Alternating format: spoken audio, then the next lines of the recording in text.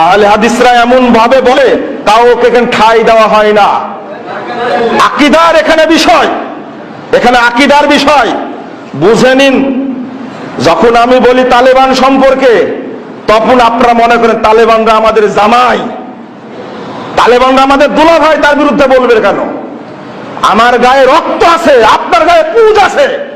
তালেবানরা আহলে হাদিস আলেমকে হত্যা করেছে, আমি তালেবানের পক্ষ নিব? আপনি কি মনে করেন এটা? জেল খাটতে রাজি আছি, আকীদা বিক্রি করতে রাজি নয়। অত সহজ নাই।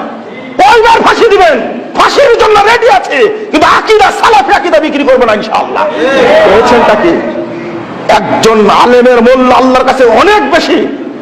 গত কয়েকদিন আগে একজন আলেমকে হত্যা করেছে। 98 সালে যখন তালেবান ক্ষমতায় এসেছিল, শেখ জামিলুর রহমানকে ব্রাশ ফায়ার করে হত্যা করেছে। এবারও যখন ক্ষমতায় এসেছে, কারণ তালেবানরা সালাফি আকীদার না, এরা হলো সুফি আকীদার, এরা হলো দেওবন্দি আকীদার। যে সুফি আকীদা হলো কুফরি আকীদা, এটা আমাকে আগে বুঝতে হবে সুফি আকীদাটা কি। শেখ মুতাওয়াক্কিল, আমি তার মৃত্যুর সংবাদ শুনে এত কষ্ট পেয়েছিলাম। 15 আগস্ট কাবুল দখল করেছে, 28 আগস্ট সরকার গঠনের আগেই শেখ মুতাওয়াক্কিল এবং তার বড় ছেলেকে গুম করেছে। 5 সেপ্টেম্বর বাপ এবং বেটাকে টুকরো টুকরো হত্যা করে লাশ ফেলে দিয়েছে। 9 সেপ্টেম্বরে সে সরকার গঠন করেছে। সেই তালেবান আহলে হাদিস মসজিদে আলেমদের যেতে দেওয়া হয় না, খুতবা বন্ধ করে দিয়েছে, মাদ্রাসাগুলো বন্ধ করে দিয়েছে। এটা জানার পরেও আমি একজন সালাফি আকীদার আহলে হাদিস আকীদার হয়ে আমি তালেবানের পক্ষে কথা বলবো?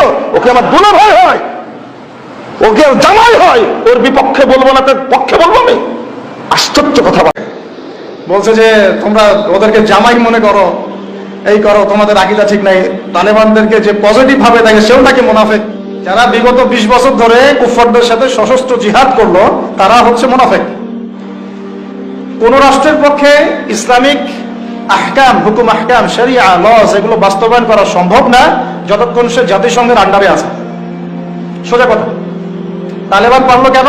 ওর আন্ডারে নাই, ও কারোর সাথে চলে না। সুবহানাল্লাহ। আবার অনলাইনে মাঝে মাঝে দেখি কিছু কিছু শায়েখ আছে, বলছে যে তোমরা ওদেরকে জামাই মনে করো, এই করো, তোমাদের আকীদা ঠিক নাই। তালেবানদেরকে যে পজিটিভ ভাবে দেখে সেও নাকি মুনাফিক। কি বুঝলেন? যারা বিগত 20 বছর ধরে কুফারদের সাথে সশস্ত্র জিহাদ করলো, তারা হচ্ছে মুনাফিক। তো যাই হোক, তো এরকম 20 বছর যারা একটা জালেম সভ্যতার বিরুদ্ধে যুদ্ধ করেছে, ওরা হয়ে গেছে এখন মুনাফিক। আর এরা হয়ে গেল এখন সহি আকীদার মানুষ। তাহলে যে সহি আকীদার এই কথা বলা হচ্ছে, এটা যে কত বড় ভুল আকীদা সেটা বোঝার কি আর বাকি আছে? উম্মার ক্রান্তি লগ্নেই ইমানদার আর মুনাফিক চেনা যায়। যেমন উম্মার একটা সংকট চলে, তখন আপনি চিনতে পারবেন কারা ইমানদার কারা মুনাফিক। ভালো অবস্থা আপনি বুঝতে পারবেন না, সব স্বাভাবিক আছে মনে করেন, এখন আপনি বুঝতে পারবেন না আসলেই কে ইমানদার কে মুনাফিক।